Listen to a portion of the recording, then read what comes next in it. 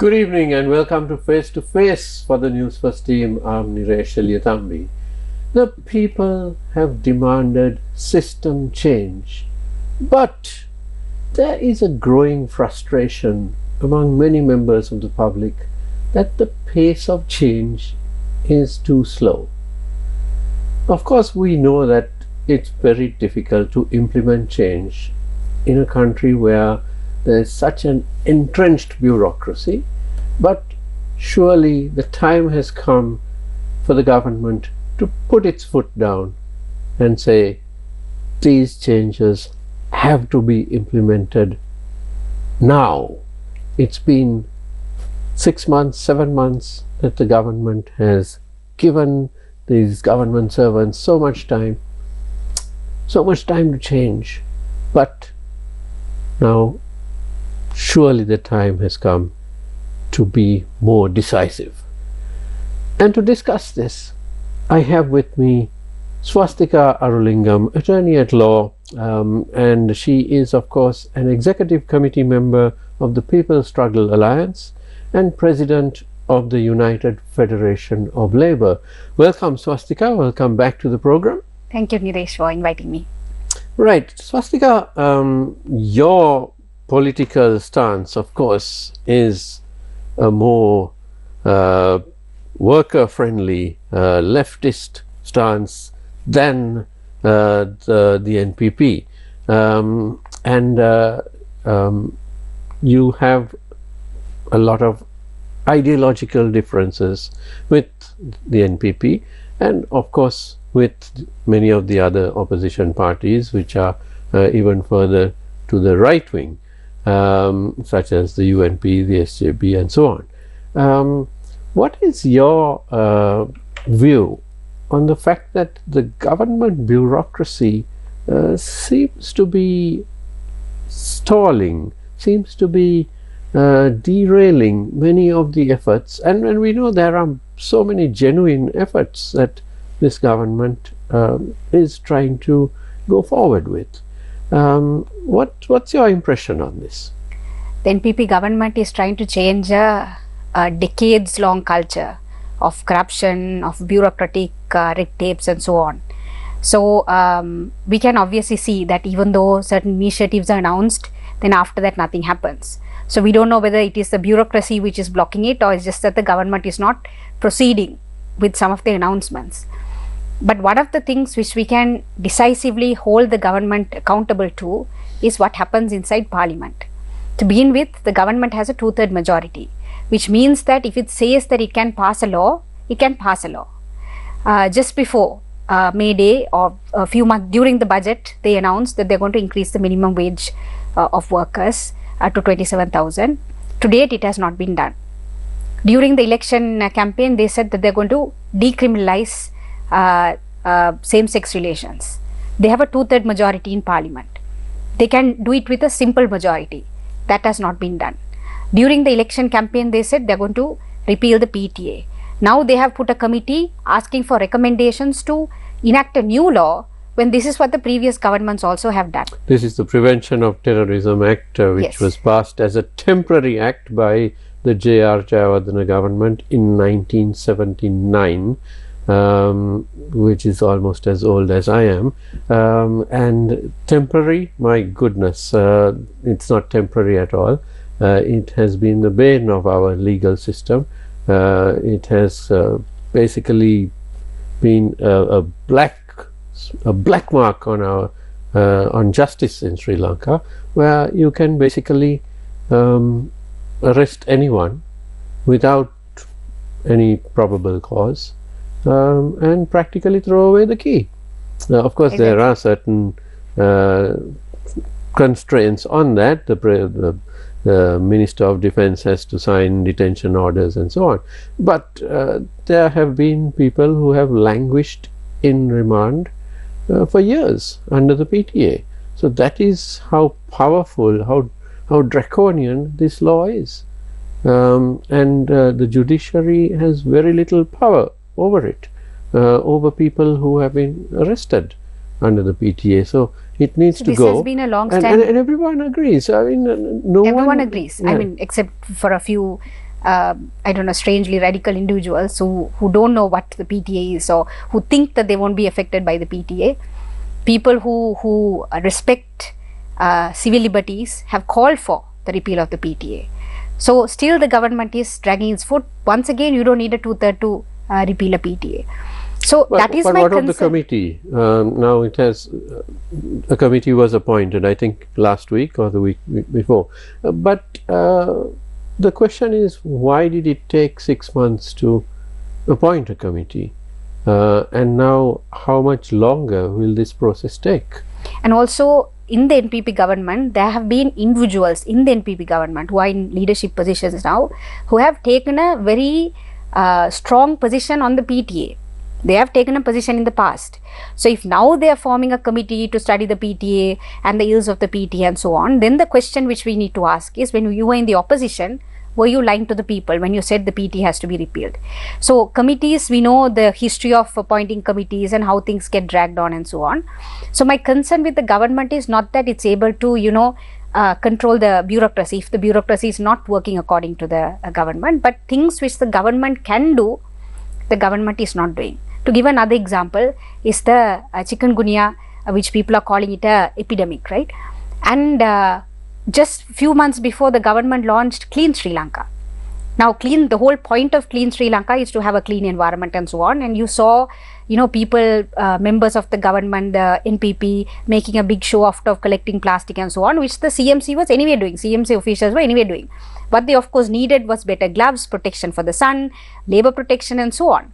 But then you found just before the election, members of the government and the ruling party making a big show out of collecting plastic and so on, which is fine. I mean, which is great, which is what we used to do in school. But then you found the chikungunya epidemic, and now it's only now that after it has become out of control that the president has now intervened to say this has to be controlled and so on. So these are very... No, chikungunya, if I may stay on that point, it's an old disease. 20 years ago, we had a chikungunya epidemic, and it was debilitating, but we got through it. And usually these epidemics, they come in, they sweep through a population, and then because it's a new disease to the country, and then when after a few months or a year or two, it goes. I mean, this is what we've seen it with so many different diseases which came in and caused havoc, but then it's gone. But this has come back. And we needed, that's precisely what I'm saying.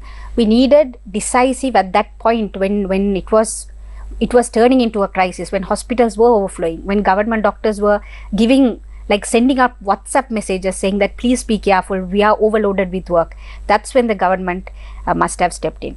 Of course, there was a Pradesh Sabha election. Government was putting its forefront. But when there is a epidemic, forget elections. I mean, it's life or death.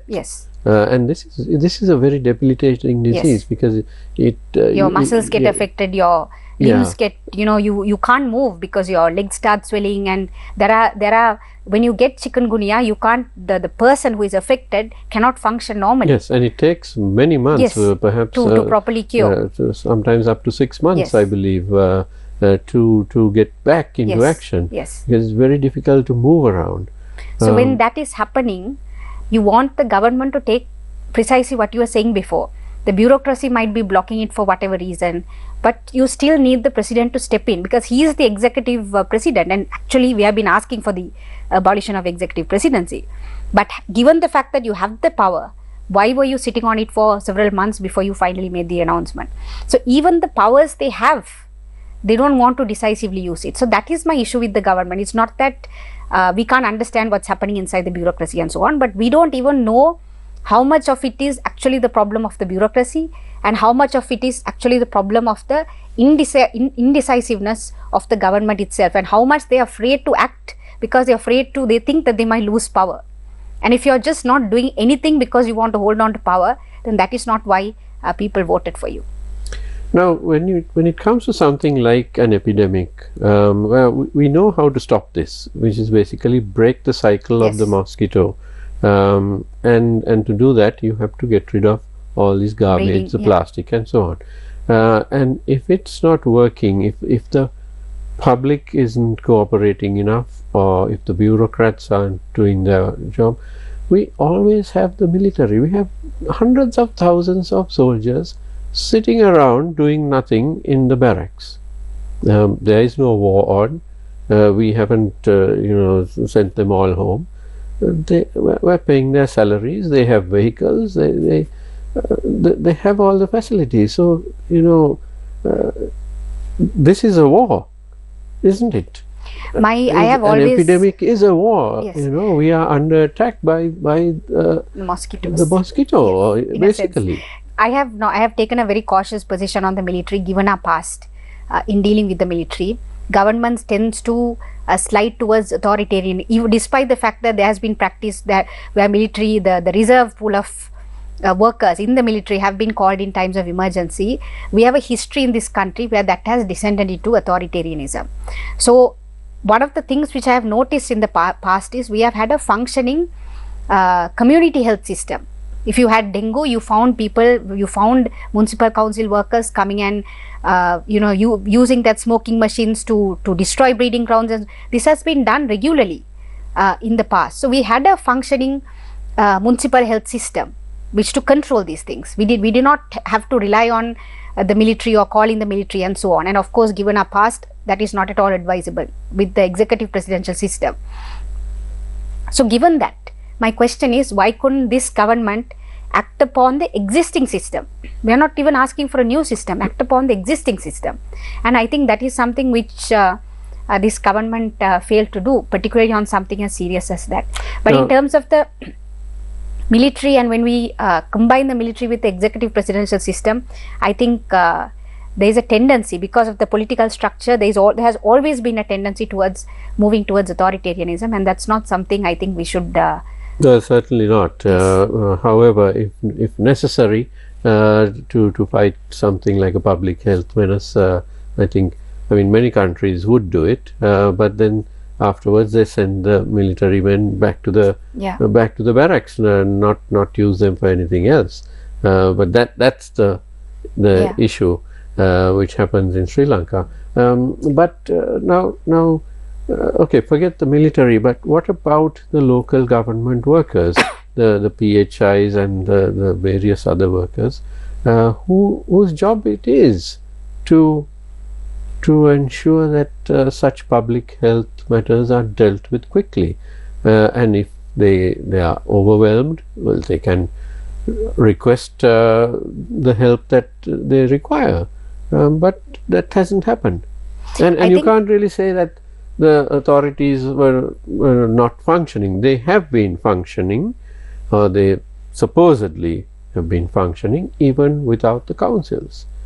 Councils are there for major decisions, new projects and so on, but spraying and garbage collecting and all that doesn't need councillors. I'm glad you raised that question about the fact that there are PHIs, there are workers who have been doing these things regularly, and how come they did not get activated. And what is interesting is that many of these workers, these blue collar workers, voted for this government. So it's unlikely that they will not do their job if proper directions are given, because they want this government to succeed. Even yesterday and day before, I was in Batticaloa and Ampara, and we were speaking to workers from the Road Development Authority. These are contract workers. They have been waiting for years for their contracts to be made permanent. They work under horrendous conditions under the sun. There is absolutely no occupational safety for them. But these workers voted for the government. So if the government actually looks into some of their long-standing issues like labor issues and so on, and if the government really approaches them, they are not going to block the government from working, because they actually voted for this government. They voted for system change. So I think the problem with this government, which is what I highlighted before also, they are relying on people, they are relying on a certain people whom they think are experts on certain topics, and just looking away from the very people who voted for them into power, the thousands and thousands of people who voted them into power. If the government really opens up and seeks the assistance of people, people are going to help this government, because it's the people who voted for this government. And I think that is one of the points in which the government is making a mistake. Swasthika, do you feel that there is a lack of communication on the part of the government to the people? Granted, most of the MPs in the NPP are not career politicians. They are not used to talking to the public. Is there a gap there? I think they are very defensive when it comes to criticism.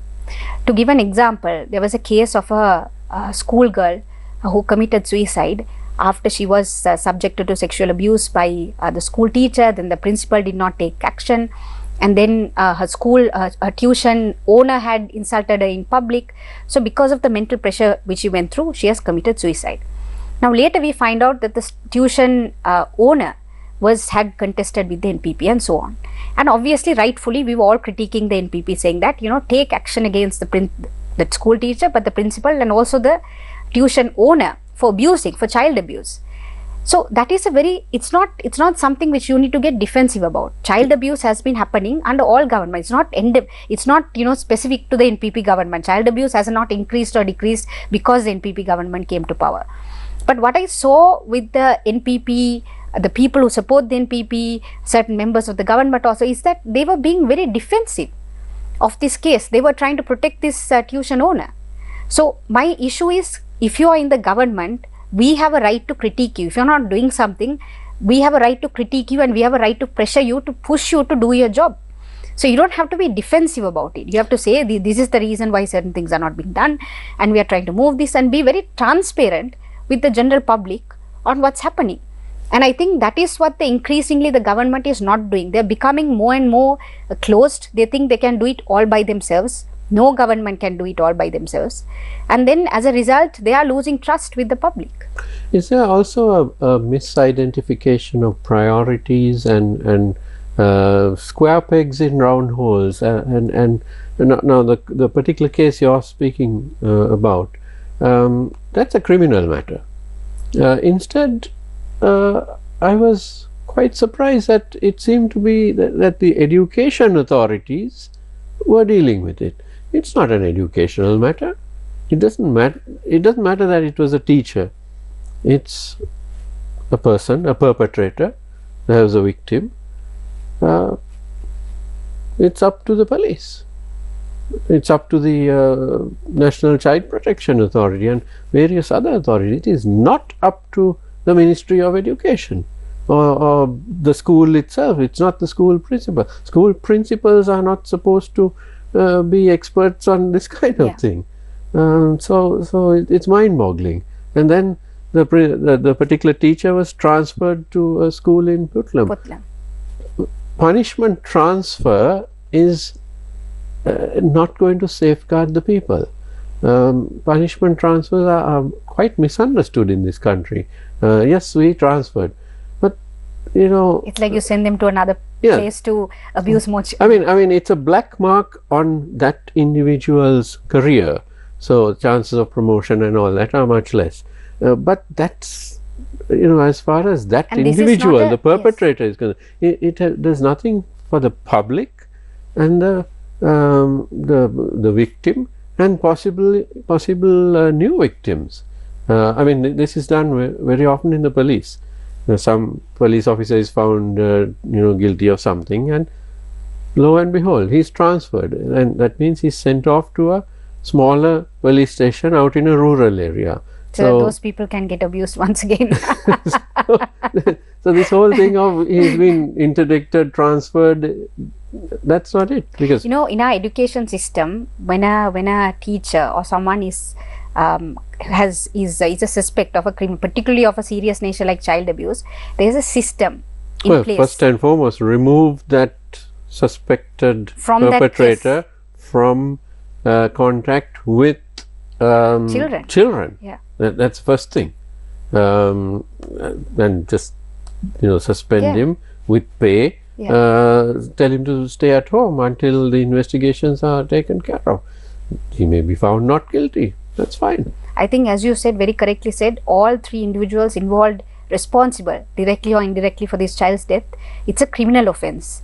and this is not being treated as it's a child abuse offense, right? Since it's an offense, child abuse is an offense, and I think that criminality has been greatly reduced in the way the crime has been looked at. And once again, I go back to the government.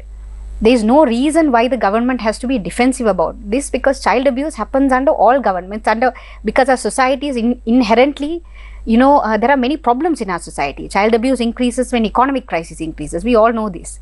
So what we wanted the government was to take decisive action when a school was not acting immediately. But then the government was stalling, then they were supporting the tuition master. Unnecessarily they were complicating an issue. I won't say a simple issue, an issue which could have been handled very directly through the relevant authorities. And this is not rocket science, is it? It's a simple criminal matter. It's in the law, the criminal procedure code and all that. It's specified. The police know what to do. Yeah. The Aegis department knows what to do. It's as simple as that. It's not something for, a political party shouldn't be concerned that one of its members, exactly. a low-ranking member, yes. is suspected of anything, because the party would have 10,000 members or more. So, you can't expect all of them to be like saints, right? And this is the cultural change on which the NPP government came. Even if our own does something wrong, we would be fair, we would take action against them. That is the system change which people voted for. Because in previous governments, if you were connected to the president, you're protected. You're in some way you are one of the president's men. You may be just a relative of a Pradeshya Sabha member, but you are from that party, so you're protected. And we saw this all over the country, and that's the system change. That is the system change we were asking for. So, to hold your own accountable takes a lot of political will, and we, like the people. Does it really? It does actually. Because, to hold your own. To me, if if it's one of your cabinet ministers, it's going to shake your government. But if it is just someone who ran for the Pradeshya Sabha, big deal. Clearly he is a very important person clearly he is a very important, more important than we know, I think. But it takes, even like the fact that they were so defensive, it takes political will to hold your own responsible, to hold your own ministers and your own people responsible. And that is why the people voted for this government. But they seem to be sliding back into the same culture. And on various other issues also, for instance, they said we are not campaigning on a race platform. We are not campaigning on race platform. So which is great. Which is great. But it is a fact that we are living in a deeply entrenched racist society. So yes, it's great that you are saying that you're not campaigning on a race platform, but you also have to deal with. You also have to deal with the racial inequalities, the racism which is so embedded in our society. So I'm not saying be dramatic and go wild with because I don't think this government can do that, given the fact that during the elections also they have already said that they want to keep Article 9 intact and so on. But at least do certain basic things which you promised people, particularly in the north and the east. Releasing of lands, the release of political prisoners, the repeal of the PTA. These are things which you can finding Now when you talk about the north and east, it's like a bogeyman. It's something that politicians don't want to touch. But when you really break down the issues, there are complex issues, very serious ones, and then there are issues which can be easily resolved. The PTA, which we spoke of already, is just one such thing. It can be easily thrown out. Then the matter of political prisoners. I mean, how many people are we talking about? Around 10 basically. 10 people. But it's made into this major issue. And I mean, the government should quickly evaluate each of those 10 cases, and those who can be released, release them. Those who can't be released, who would be a danger to society, well, tell the public, we can't release this person. because we feel that he will go and do this, that, and the other. So I mean, people will understand that. So instead it's like political prisoners not being touched. But at the same time, strangely enough, previous governments have released political prisoners without batting an eyelid, and without any explanation.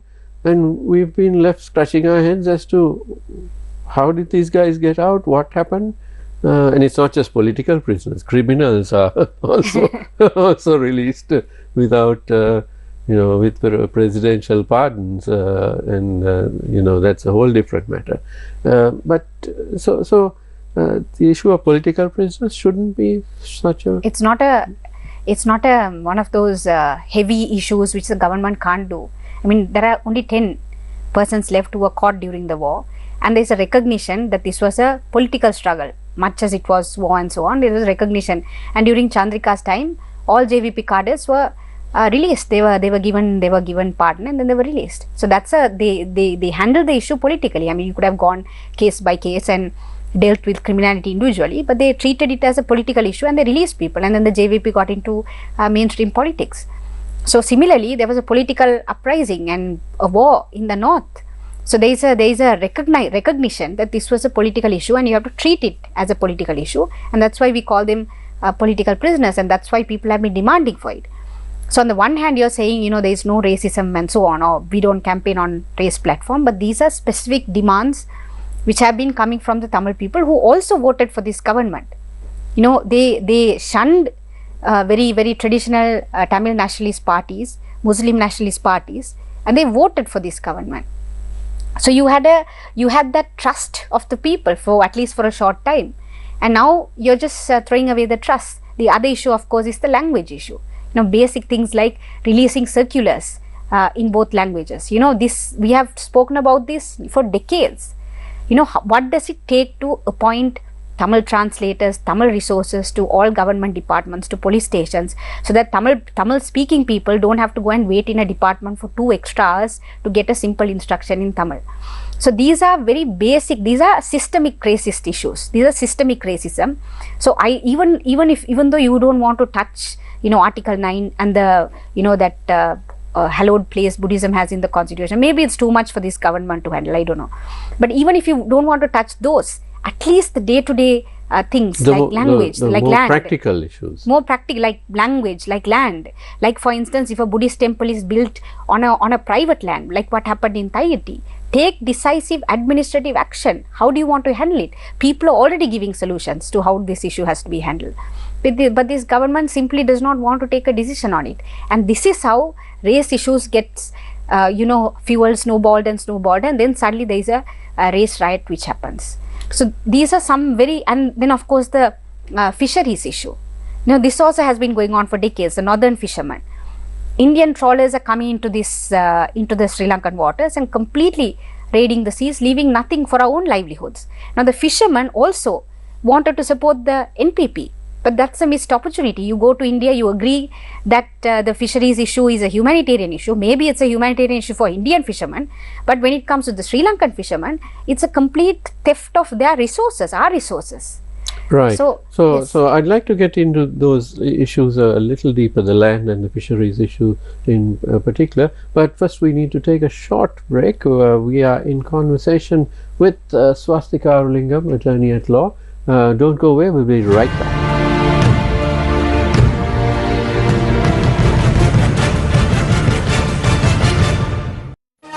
Design is like music. It's a whole orchestra. The dots, the lines, the dashes. It's a whole symphony. It has to feel good. Come on a fantastic discovery of design as Anthony Burke meets designers from Mumbai to Yogyakarta, showcasing groundbreaking works. This is me, this is my creation, this is my life. Culture by Design. Saturday at 6 p.m. onwards on TV1. අනිකම වගේ සනසිල්ලක් මට තවත් කොයිද ලෝකේ දන්න උන්නන් දන්නවා ඒකේ ඇතිසුවේ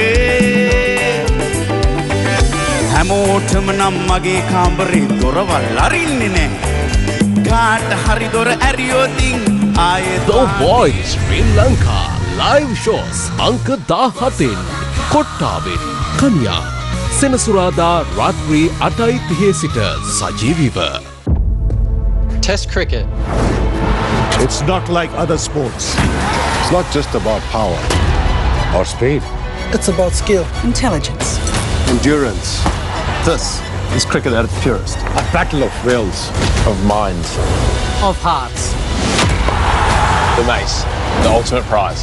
Lords, the ultimate venue. This is the ultimate test match.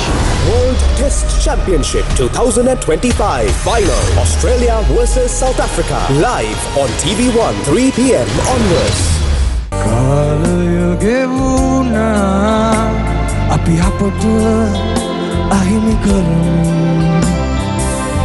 amat kiranduna nomaki manase hangi. The Voice Sri Lanka live shows අංක 18 පත්තර මුල්ලෙන් කනිෂ්ක පීරි සෙනසුරාදා රාත්‍රී 8:30 සිට සජීවීව. If you do not perform or if you have not performed and if you do not perform, this is a protest vote we are going to place, and that signal, that protest vote will go down very well because the government will know that their popularity is coming down and they will have to arrest him. This government needs checks and balances. You can't say only winning parties announce their candidates. It has been time and time again where, candidates are chosen. Our police is still being restructured and reformed at the moment, and that is part of the reason. But I also think organized crime is a bit unsettled at the moment. Face the Nation every Wednesday at 9:30 p.m.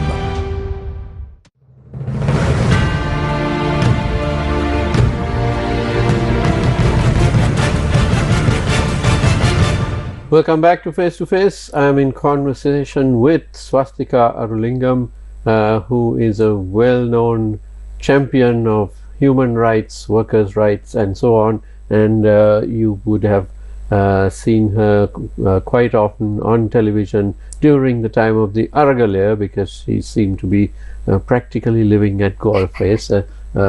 I saw her most of the time at Galle-Face back then.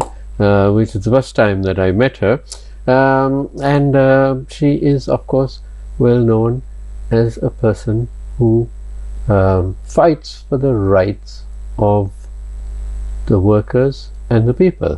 Now you were speaking, Swastika, about the land issue in the northeast, and this it is in some ways a complex issue. But in any complex issue, one needs to start a process.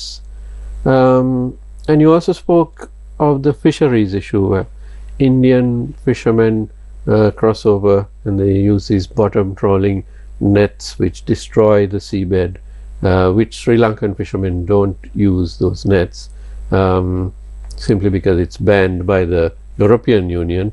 If we use those nets, we can't export our fish to Europe. So basically we don't use it. The Indian fishermen, or some of them do, and that destroys our fishing grounds.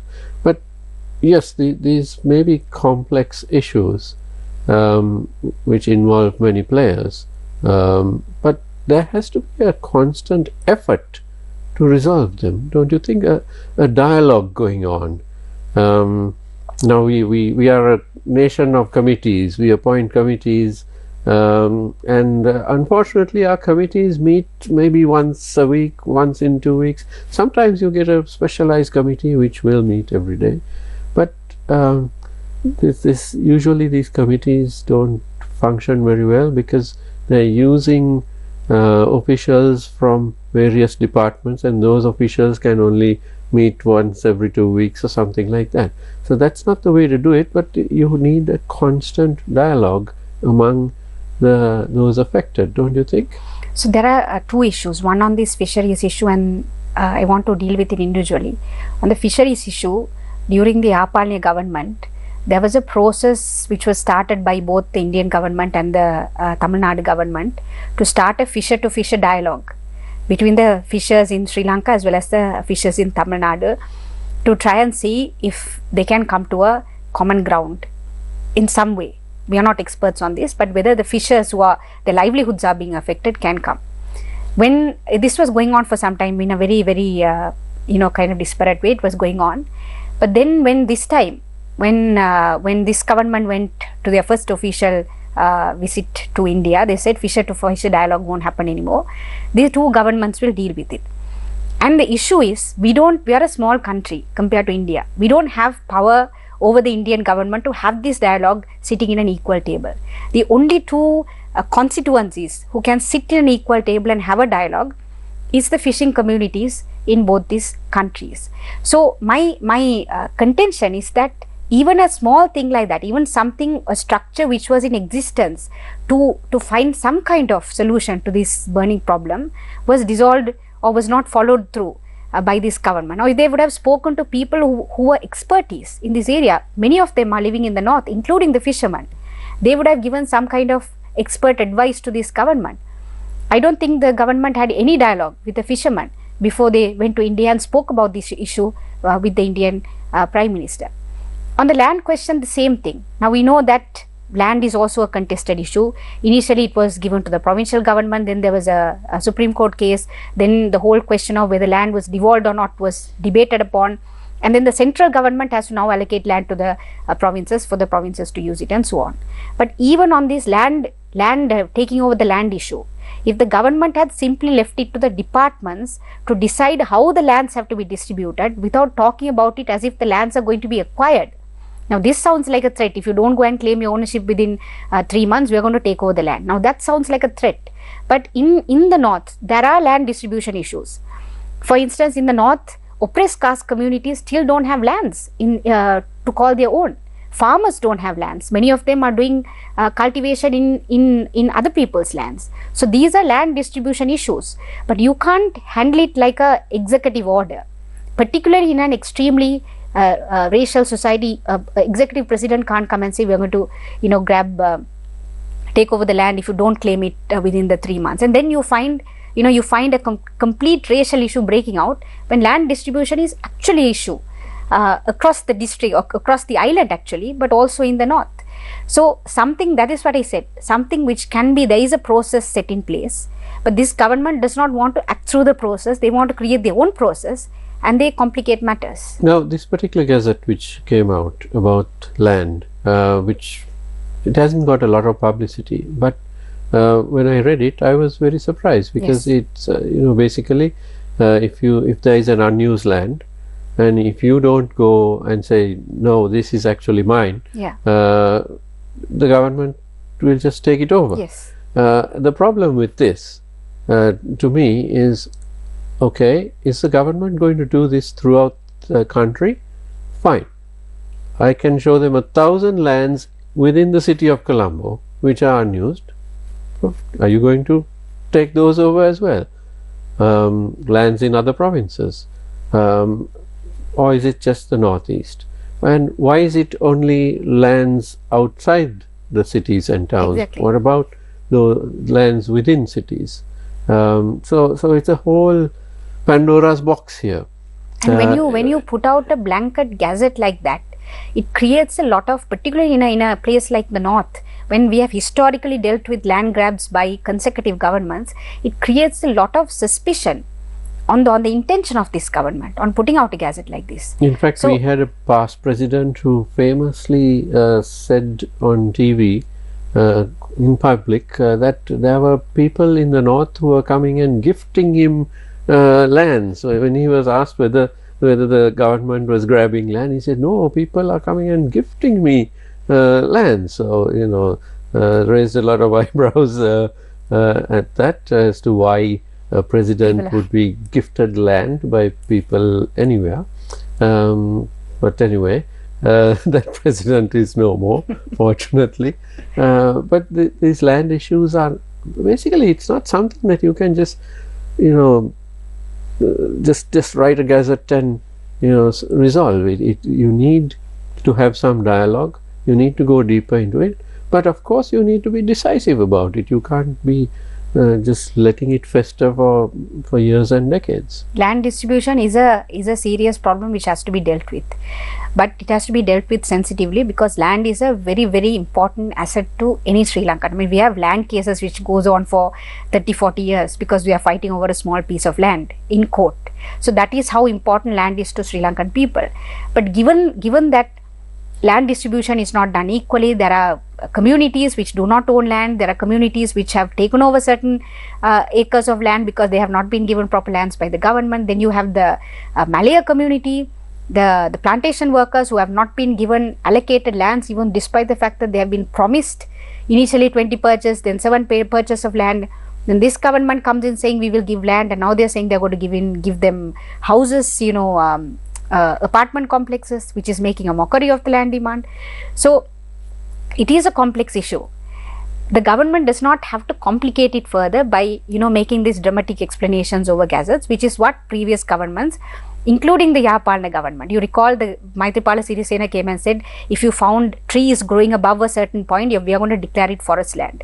And as a result, many Muslim communities living in the north lost their lands because they were displaced in the 1990s. When they're coming back, suddenly that land is not their land. Suddenly forest has taken over and the government is now declaring it as forest lands. Similar thing happened in the Vandi.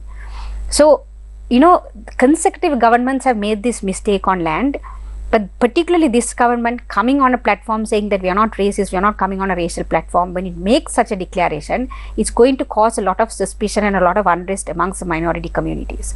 So these are things which I wish the government has listened to, spoken to land officers in the northern province. I have worked with those land officers in the past, and they are very sensitive to land distribution issues. So if the government has simply obtained the advice, this would not have happened.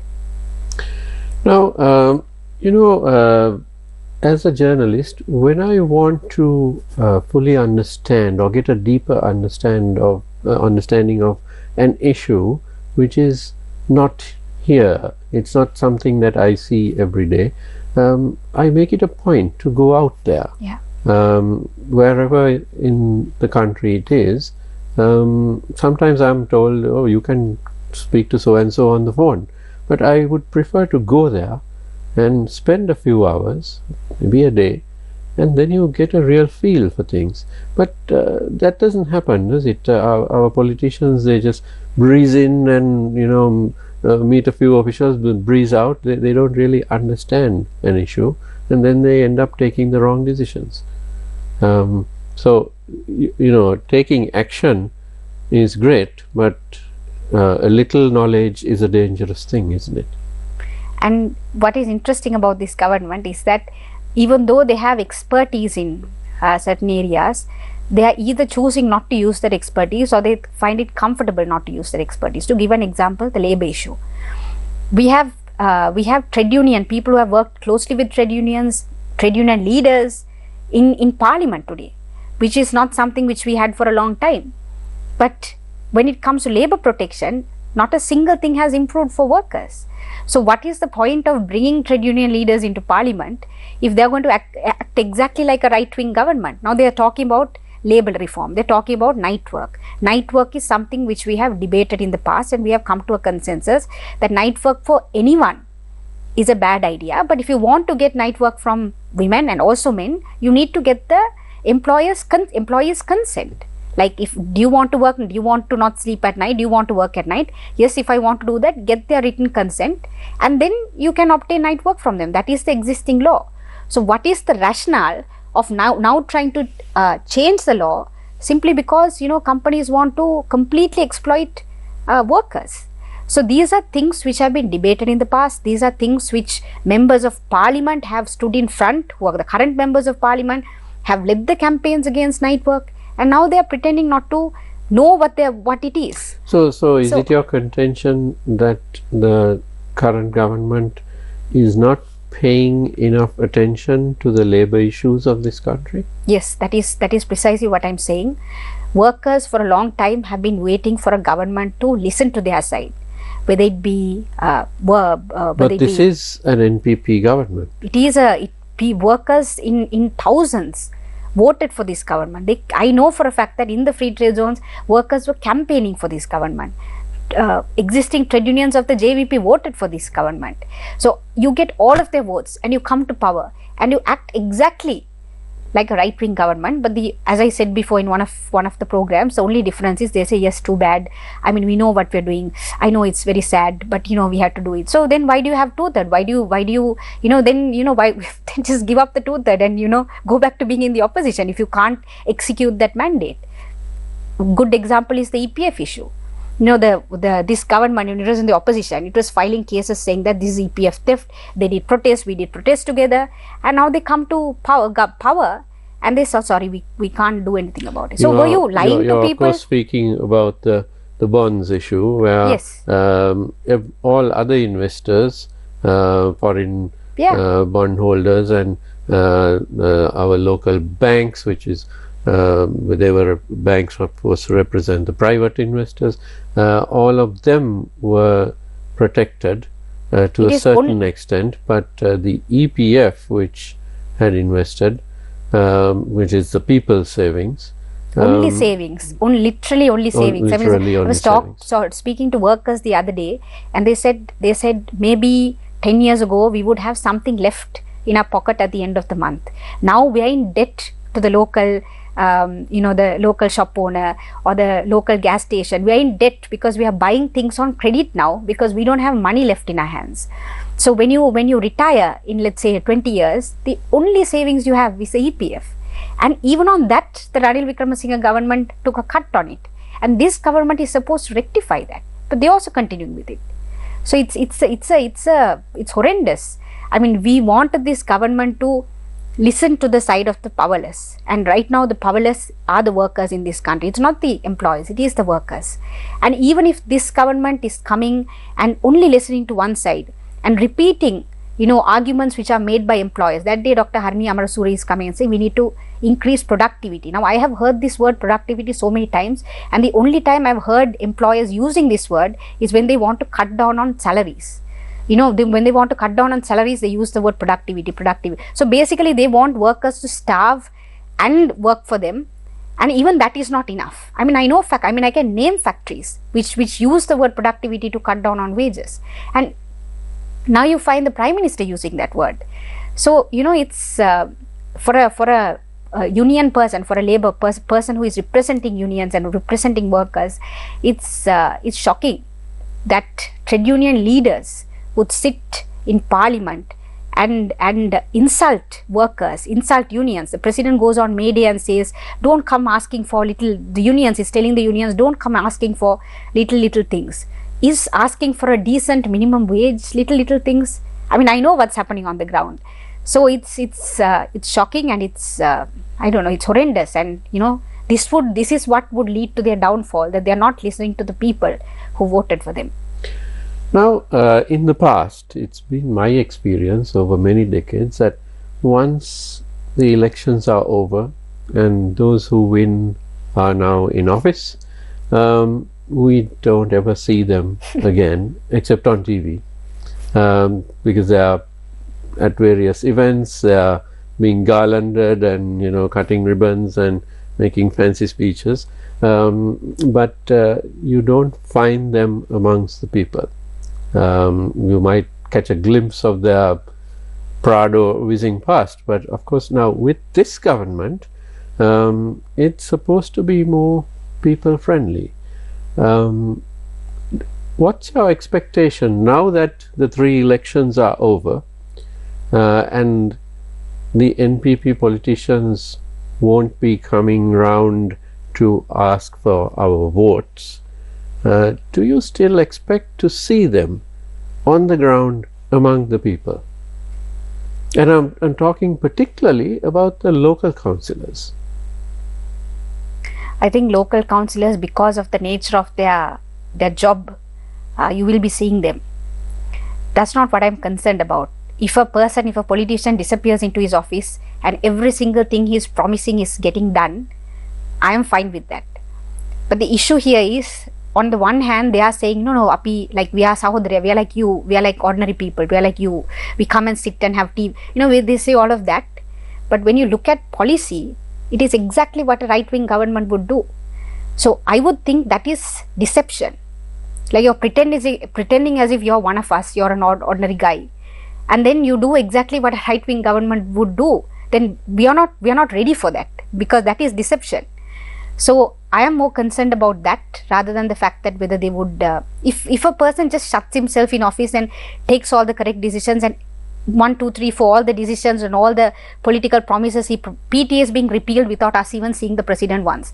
I am perfectly fine with that. But the issue is PTA is not being repealed, and the president is still making speeches about why he can't repeal PTA and so on, and this person and that person, and particularly blaming the opposition members in parliament. The whole, if you look at a debate but in the parliament, opposition has nothing to do with it. I mean, the there's whole, hardly any opposition now. Exactly. The whole strategy right now, the NPP strategy is to say, you have done all of this, so don't come and criticize us. I mean, people have already given the judgment. People have said, the opposition, we don't want you. They are discarded politician. So the NPP does not have to keep repeating it, because the people already know it. Now what the people want is to know what the NPP government is going to do. It's not what the opposition has done and historically what they have done and so on. So I think that is where the NPP government is failing. They are not delivering on what people had wanted them to deliver, not what the opposition is saying. Right, but my point, and we're almost out of time unfortunately, my point is that politicians around the world, if they isolate themselves, or if they just gather a coterie of yes men around them, they tend to lose sight of what they're supposed to do and what they were elected to do, what they promised to do, and then they wonder at the end of their term why they got thrown out. You're absolutely right. Each time a government in Sri Lanka has lost, almost every time basically, they were left touch with the ground, they were left wondering, well, why did we lose?